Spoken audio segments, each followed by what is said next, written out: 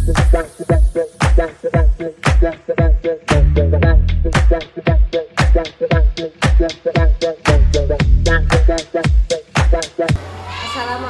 warahmatullahi wabarakatuh. Kembali lagi dengan saya Intan Dwi Merina, calon guru penggerak angkatan 9 dari SD Negeri 4 Tulakan, Kabupaten Jepara. Di sini saya tidak sendiri, saya bersama Bapak Kepala Sekolah SD Negeri 4 Tulakan, yaitu Bapak Agung Prayetno. Dan di sini kami akan melakukan wawancara tentang pengambilan keputusan berbasis nilai-nilai kebajikan.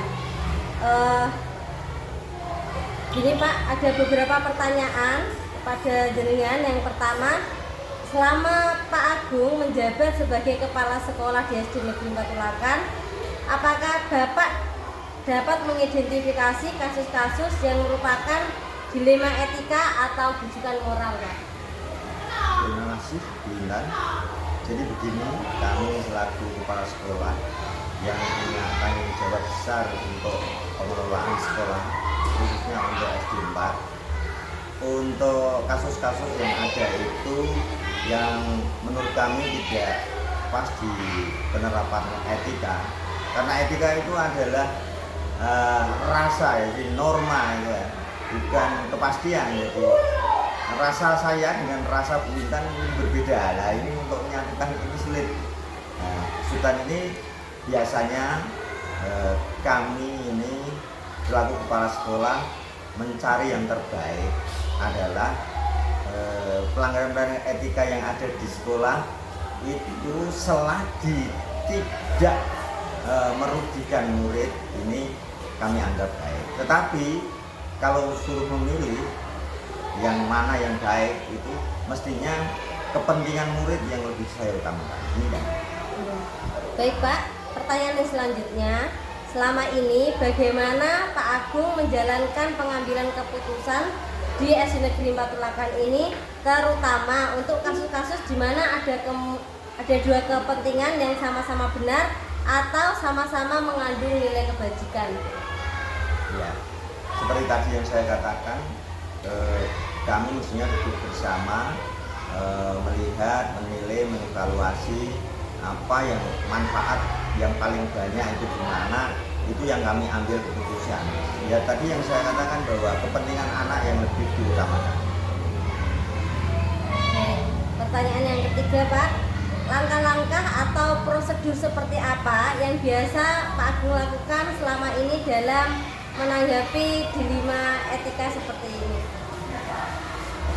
Banyak itu kasus yang terjadi bukan hanya di SD kita, tapi di SD yang lain juga. Banyak guru yang sulit membedakan itu tugas dan kepentingan itu dilakukan demi pribadi, juga ada yang dilakukan demi kepentingan sekolah. Jadi langkah-langkah yang kami ambil adalah, yang pertama, kami harus duduk bersama menentukan hal-hal mana yang harus kita lakukan lebih dahulu. Tidak semerta-merta kami yang memberi tugas selaku kepala sekolah harus dilaksanakan. Apabila kami pun dalam mengambil keputusan itu keliru, kami minta pandangan dan kesepakatan bersama. Namun demikian, perjalanan di kegiatan-kegiatan yang pelanggaran etik tadi bisa dilakukan dengan sepenuh hati. Baik Pak, pertanyaan yang keempat, hal-hal apa saja yang selama ini Pak Agung anggap efektif dalam pengambilan keputusan pada kasus-kasus dilema etika? Ulangi Bu. Oh ya, hal-hal apa saja yang selama ini Pak Agung anggap efektif dalam pengambilan keputusan pada kasus-kasus dilema etika? Ya, terima kasih. Sebelum kami jawab itu, saya mau memberi gambaran tentang kegiatan yang ada dilema di etik. Yang pertama, kami punya guru muda-muda. Sudah barang tentu guru muda-muda itu menguasai teknologi yang terkini, yang berbasis komputer, apalagi di guru penggerak ini. Namun demikian tidak bisa menutup mata bahwa guru penggerak yang kami beri tugas itu banyak melakukan kegiatan dengan tugas-tugasnya dengan abai dengan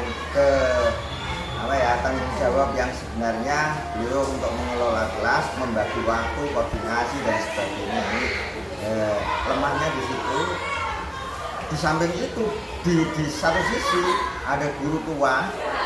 Ini cerita, ada guru tua, beliaunya sudah barang tentu tidak menguasai teknologi alat kita, komputer, laptop, HP. Namun beliaunya peduli sekali terhadap anak-anak. Ini saya beri contoh ketika si guru tua ini mengajar di kelas 2, namun outputnya karena begitu dekatnya beliau dengan anak-anak, dengan sepenuh hati beliau memberi pelajaran dengan memberi contoh, melatih, menulis, membaca sampai tuntas. Beliau anak-anak akhirnya tuntas semua dalam bisa membaca. Kelas 2 itu sudah pandai membaca, pandai menghitung, pandai menulis. Namun yang di grup muda ini yang menguasai teknologi, dia hanya mencari bahan-bahan dari situ, diimplementasi penerapan kepada anak-anak yang notabene anak-anak ini punya karakter macam-macam dan latar belakang kehidupan yang ada di rumah itu tidak mendukung dengan apa yang dikerjakan oleh guru muda, maka hasilnya akan bertahan. Bagaimana kepala sekolah kami ini, kepala sekolah milih sing guru nom apa sing tua?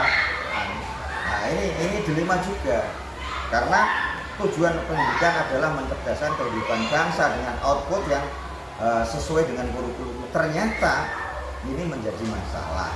Nah, maka kami berharap dengan guru penggerak ini pandai-pandailah, jangan hanya karena ilmu teknologi saja. Jadi yang bermartabat tadi, yang etika-etika yang ada itu dikembangkan. Itu penekan saya, maka saya selaku kepala sekolah sering mengingatkan kepada guru penggerak. Guru penggerak ini didesain oleh pemerintah untuk disiapkan sebagai seorang pemimpin, maka menurut etika saja sudah melanggar. Pemimpin kok cilik-cilik, kecil-kecil kok jadi pemimpin. Nah ini tidak melalui proses. Ini ada kendala juga sebetulnya seperti itu. Namun demikian, karena ini suatu program yang sudah diperundangkan oleh pemerintah untuk dicapai di periode tahun-tahun ini oleh Menteri Pendidikan, maka kami pun berusaha mencari jalan yang terbaik. Harapan saya guru-guru penggerak ini bisa mendesain, mengolaborasi dengan cara-cara, metode-metode yang terdahulu dikemas bersama-sama. Nah, akhirnya tidak menimbulkan anak itu hanya sekedar bisa memanfaatkan teknologi, tetapi etika juga dipertahankan. Terima kasih. Baik Pak, pertanyaan yang kelima. Ada 8 Pak. Oh iya. Yang kelima ini, hal-hal apa saja yang selama ini merupakan tantangan dalam pengambilan keputusan pada kasus-kasus dilema etika? Ya, kami selain kepala sekolah, kami pun sebagai yang dipilih oleh kepala seluruh kecamatan Gurojo sebagai ketua K3S. Di sini kami pun banyak berkunjung, berapat-rapat di kabupaten yang di dalamnya itu berkumpullah kepala sekolah, perwakilan kepala sekolah se-Kabupaten Jepara. Kalau kesah beliaunya ternyata beliau itu sudah hampir sama dengan kami.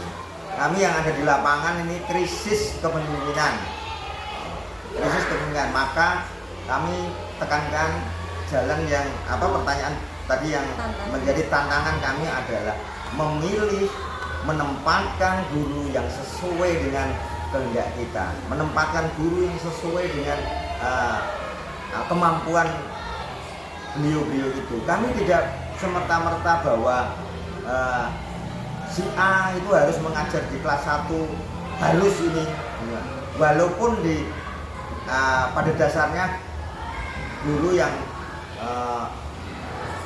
mendaftarkan diri menjadi profesi guru itu siap, walaupun ditempatkan di mana, mengajar di mana itu siap. Tapi kami selaku kepala sekolah ini juga punya problem bagaimana menempatkan guru. Guru kelas 1 cocoknya dengan siapa, guru kelas 2 cocoknya dengan siapa, karena karakter guru juga. Disitulah kebanyakan kami yang problem ketika membagi kelas untuk pembelajaran di tahun-tahun ajaran baru. Baik Pak, ini pertanyaan yang keenam. Ketika ada dilema etika, apakah ada jadwal tertentu dalam sebuah penyelesaian tersebut? Apakah Bapak Agung langsung menyelesaikan di tempat atau memiliki sebuah jadwal untuk menyelesaikannya? Bentuk atau prosedur seperti apa yang dijalankan? Terima kasih. Kami, Bu Intan adalah guru kami, guru yang ada di SD 4. Pimpinannya adalah saya, kepala sekolah. Dan Bu Intan sendiri tahu bahwa ketika kami mendapatkan temuan pelanggaran-pelanggaran etika itu, mestinya kami tidak langsung pada saat itu kami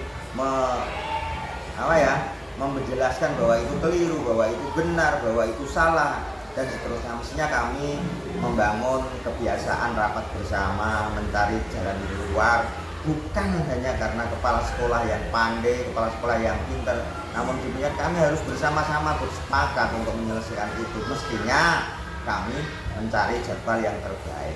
Kami tidak bisa menjadwalkan hari Senin kami kumpul, hari Rabu kami rapat, tapi melihat kejadian itu, apakah itu urgent atau bagaimana. Misalkan urgent, secepatnya kami kumpulkan teman-teman guru untuk rapat bersama. Baik Pak, pertanyaan yang ketujuh, adakah seseorang atau faktor-faktor apa yang selama ini mempermudah atau membantu Pak Agung dalam pengambilan keputusan dalam kasus-kasus dilema etika? Ya, lagi-lagi sayang, hasil dari rapat itulah yang membantu kami untuk menyelesaikan kasus-kasus yang ada. Jadi kalau dibilang orang-orang tertentu, tidak, semuanya terlibat di dalam rapat, semuanya menyepakati kita rapat. Jadi etika yang kita bangun ini bukan berdasar kemauan Pak Agung, kemauan kepala sekolah, tapi kesepakatan bersama. Mana yang lebih penting, itu demikian. Pertanyaan terakhir Pak, dari semua hal yang telah Bapak Agung sampaikan, kira-kira pembelajaran apa yang dapat Pak Agung petik dari pengalaman mengambil keputusan dilema etika? Terima kasih. Ini yang penting ini bagi guru-guru muda ini. Saya berpesan di dalam kegiatan guru penggerak ini. Sebetulnya kami sejak awal sudah mendukung adanya program guru penggerak karena mempersiapkan pemimpin yang masa depan yang kita butuhkan. Pemimpin mana itu? Pemimpin bukan hanya jadi pemimpin di atasnya, tapi pemimpin utamanya pemimpin di kelasnya itu ya. Jadi pengalaman yang baik untuk kita saya berikan kepada teman-teman guru penggerak di tahapan ini, di angkatan berapa ini? 9. Kami kan sebelumnya di SD kita SD 4 itu sejak angkatan 5, angkatan 7, angkatan berapa? 9 ini ada terus, dan kayaknya di Kecamatan Donorojo SD 4 ini menempati yang peringkat yang paling banyak. Untuk itu partisipasi dan antusias guru-guru kami saya anggap ini paling berperan. Dengan demikian implementasi dari kegiatan beliau guru-guru yang ada di SD 4 ini mencontoh dengan guru-guru penggerak angkatan yang kemarin yang sudah. Jadi yang angkatan 5 sudah ada, angkatan 7 sudah ada, dan beliau memang hasilnya kita akui. Dengan demikian ketahanan sekolah kami menjadi baik. Ini yang diharapkan adalah keteladanan beliau-beliau ini yang saya tekankan bagi guru-guru, bukan hanya untuk SD 4 tapi kepada SD-SD yang lain atau bahkan lingkup kecamatan, kabupaten, bahwa beliau ini beda dengan guru biasa. Artinya guru penggerak dan guru biasa yang bukan penggerak ini ada bedanya. Bagaimana bisa membedakan? Mestinya dengan kegiatannya, dengan keputusannya, dengan perilakunya, dan kepemimpinannya di dalam keberhasilan di dalam mengajar di kelas. Begitu yang bisa saya sampaikan. Terima kasih. Terima kasih Pak Agung atas waktunya, karena telah menyematkan waktunya untuk berbincang-bincang dengan Selamat saya. berjuang guru penggerak. Oh iya Pak. Akhirnya kita berada di ujung kegiatan. Terima kasih untuk kegiatan hari ini. Saya akhiri. Wassalamualaikum warahmatullahi wabarakatuh.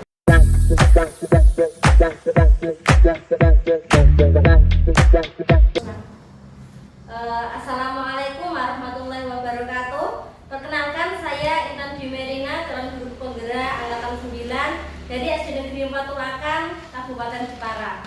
Nah, kali ini saya tidak sendiri, saya bersama Bapak Hafid, Kepala Sekolah SD Negeri 1 Tulakan, dan untuk menyelesaikan tugas demonstrasi konseptual, yaitu tentang pengambilan keputusan berdasarkan nilai-nilai kebajikan. Assalamualaikum Pak Hafid. Salam Intan. Gimana kabarnya Pak? Alhamdulillah baik. Oh iya. Ini Pak, saya ada beberapa pertanyaan sebagai tugas calon guru penggerak demonstrasi konseptual ini. Yang pertama ini Pak, selama Bapak menjabat sebagai kepala sekolah di SD Negeri 1 Tulakan, bagaimana Bapak dapat mengidentifikasi kasus-kasus yang merupakan dilema etika atau rujukan moral?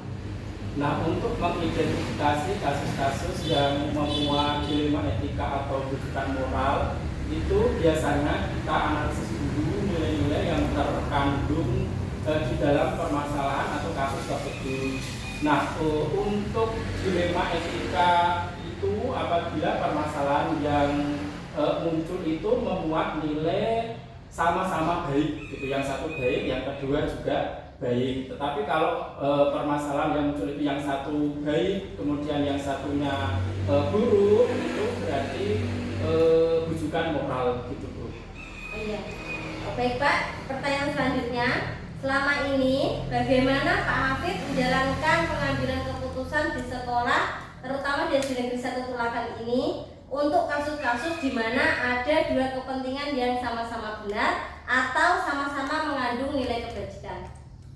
Nah, untuk menyelesaikan kasus-kasus yang memuat nilai sama-sama benar, itu biasanya kita pertimbangkan dulu mana nilai kebenarannya yang lebih tinggi, gitu. Kemudian yang kedua juga kita identifikasi resikonya, mana resikonya yang paling rendah. Nah, baru setelah itu kita ambil keputusannya berdasarkan nilai manfaat dan kerugiannya tersebut. Baik. Lalu Pak, kemudian langkah-langkah atau prosedur seperti apa yang biasa Pak Hafid lakukan selama ini?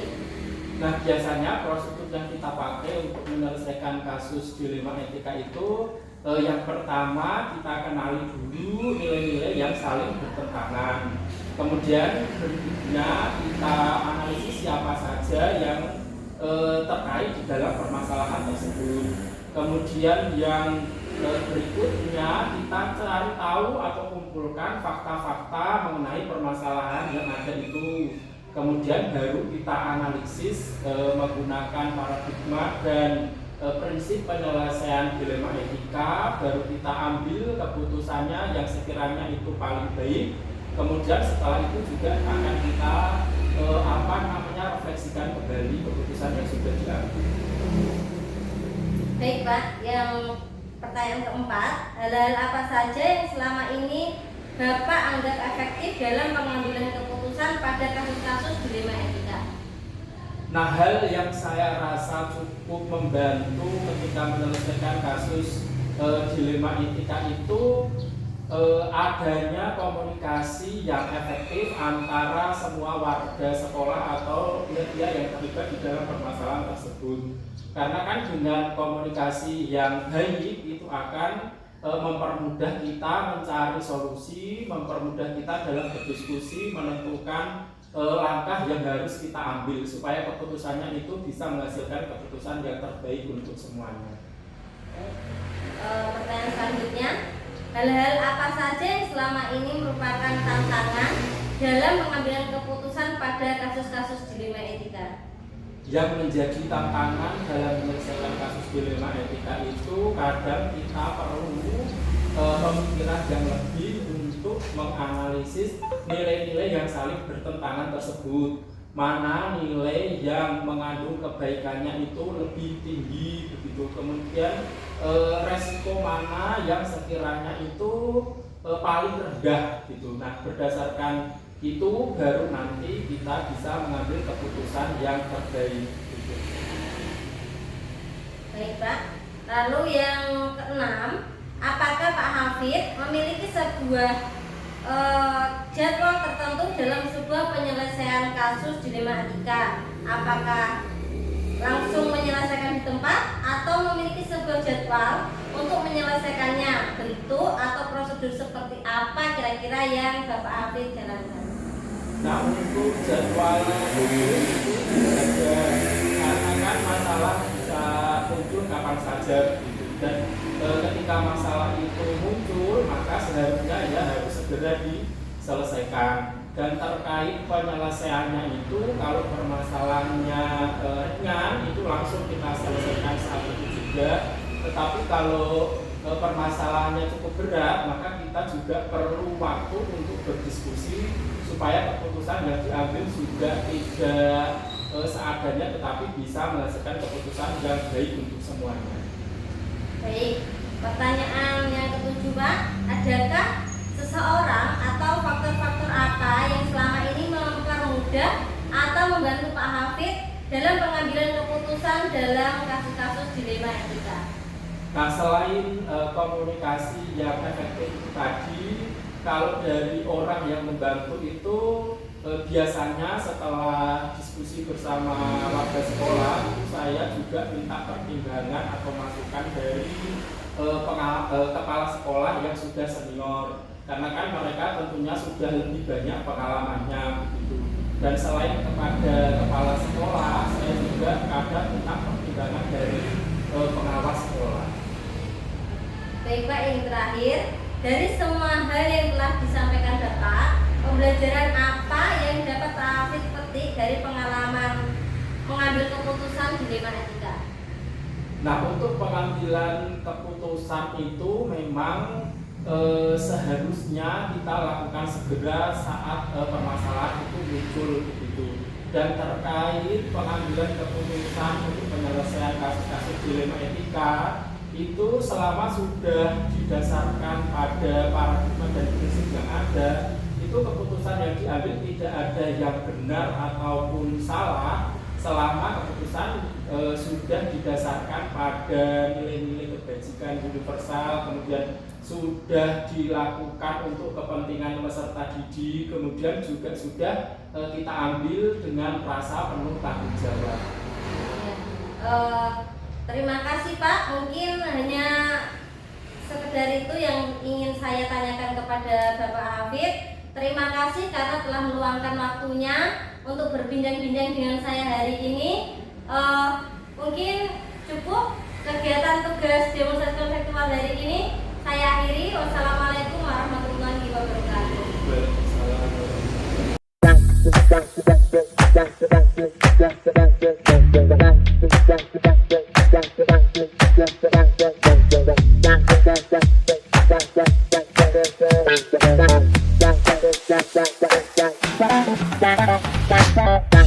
Bye.